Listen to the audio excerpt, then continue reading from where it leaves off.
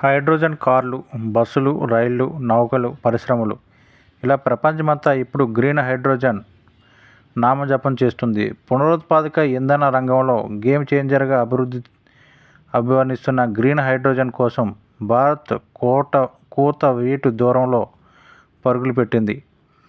దేశ corporate దిగ్గజాలైన Reliance, Adani గ్రూపులతో పాటు అవాడా, ఐజెన్కో, green energy, Thermax వంటి సంస్థలు ఈ రంగంలో ఇప్పటికే భారీ ప్రణాళికలతో చకచకా ముందుకు సాగుతున్నాయి.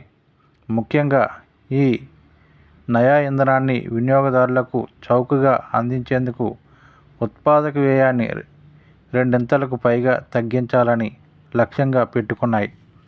ఫెడరల్ రిజర్వ్ ద్రవ్య సమావేశ నిర్ణయాల వెల్లడికి ముందు ఇన్వెస్టర్లు ఆచితూచి వ్యవహరించడంతో మంగళవారం స్టాక్ 1% పైగా నష్టపోయాయి. ప్రస్తుతం దేశంలో గ్రీన్ హైడ్రోజన్ ఉత్పాదక వ్యయం ఒక్కో కేజీకి $4-5 అనగా $340-430గా ఉంటుంది. అదే గ్రే హైడ్రోజన్ ఉత్పత్తి ఖర్చు $1-2 అంటే $85-170 మాత్రమే. గ్రే హైడ్రోజన్ ఉత్పత్తి కాలుష్యకారకమైంది కావడంతో ప్రపంచవ్యాప్తంగా దీనిపై వ్యతిరేకత వ్యక్తమవుతుంది. దీంతో కంపెనీలు గ్రీన్ హైడ్రోజన్ ఉత్పాదక వ్యయాన్ని గణనీయంగా తగ్గించడంపై దృష్టి పెట్టాయి.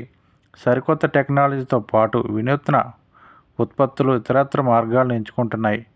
2030 నాటికి భారత్ ప్రతిష్టాత్మకంగా నిర్ణయించుకున్న 50 లక్షల వార్షిక టన్నుల ఉత్పత్తి లక్ష్యం సాకారం కావాలంటే ఉత్పాదక వ్యయాన్ని తగ్గించడం చాలా కీలకమని నిపుణులు పేర్కొంటున్నారు. గ్రీన్ హైడ్రోజన్ ఉత్పాదనలో ఆర్టిఫిషియల్ ఇంటెలిజెన్స్, ఏఐతో పాటు అధునాతన అనలిటిక్స్ను అవాడా గ్రూప్ ఉపయోగిస్తుంది. అత్యాధునిక ఎలక్ట్రోలైజర్ టెక్నాలజీ వల్ల పునరుత్పాదక ఇంధన సామర్థ్యం మెరుగుపడి హైడ్రోజన్ ఉత్పత్తికి తక్కువ విద్యుత్ అవసరమవుతుంది. దీంతో వ్యయం భారీగా దిగొస్తుంది. కంపెనీ చైర్మన్ వినీత్ మిట్టల్ పేర్కొన్నారు. హైజోనిక్స్ సంస్థ అయిన ఇంటర్నేషనల్ ఆఫ్ థింగ్స్ ఏఐతో పాటు మెషిన్ లెర్నింగ్ను ఉపయోగించి గ్రీన్ హైడ్రోజన్ అమ్మోనియా ఉత్పత్తి వ్యయాన్ని తగ్గించుకుంటుంది. కంపెనీ ఒడిశాలోని గోసాపూర్లో 1.1 మిలియన్ టన్నుల సామర్థ్యంతో గ్రీన్ అమ్మోనియా ప్రాజెక్టులను నెలకొల్పే ప్రణాళికలో ఉంది. వెసల్పర్ న్యూ ఎనర్జీ కూడా గ్రీన్ హైడ్రోజన్ను చౌకగా అందించేందుకు సౌర, పవన విద్యుత్తో పాటు బ్యాటరీలో స్టోర్ చేసిన విద్యుత్తును కూడా ఉపయోగిస్తుంది. అంతేకాకుండా పెద్ద ఎత్తున జల విద్యుత్తును కూడా వినియోగించే సన్నాహాల్లో ఉన్నట్టు కంపెనీ సీఈఓ కపిల్ మహేశ్వరి పేర్కొన్నారు. ఇక గ్రీన్ హైడ్రోజన్ ఉత్పత్తికి అవసరమయ్యే మాడ్యూల్స్ తయారీ, విక్రయం, సర్వీస్ కోసం థర్మాక్స్ బ్రిటన్కు చెందిన సెరెస్తో ఒప్పందం కుదుర్చుకుంది. తద్వారా దాని ఆక్సైడ్ ఎలక్ట్రాలిసిస్ టెక్నాలజీని ఉపయోగించుకోనుంది.